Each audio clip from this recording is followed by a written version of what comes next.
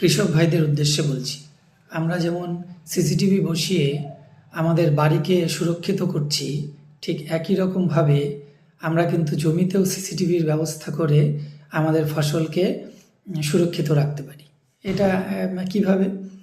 এটা করার জন্য যেটা করতে হবে সেটা হচ্ছে, আপনি যখনই কোনো চাষবাস করবেন, যে শস্যই আপনি করুন, সেই জমিতে আপনাকে পাখি বসার ব্যবস্থা করতে হবে।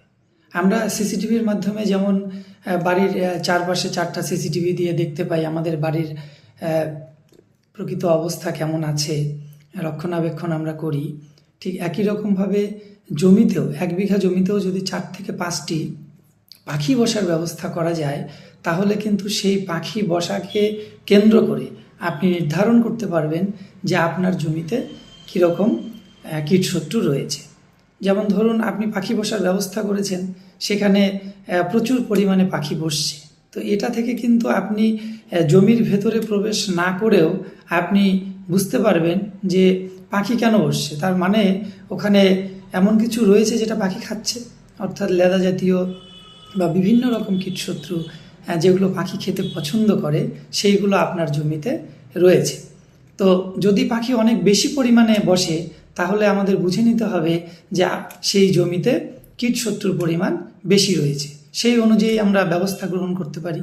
আবার একইভাবে যদি পাখি কম বসে, তাহলে আমরা বুঝতে পারবো যে এই জমিতে শুধুমাত্র আশেপাশে দেখেই আমার কীটনাশক স্প্রে করার কোনো প্রয়োজন নেই, তার কারণ আমি আমার যে সিসিটিভি অর্থাৎ পাখি বসার জায়গা এবং পাখিকে দেখে বুঝতে পারছি যে আমার জমিতে সেরকম কিন্তু কীটশত্রু নেই।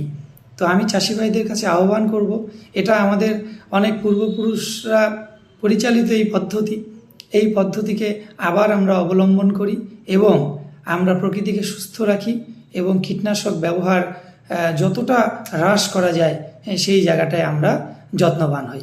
নমস্কার।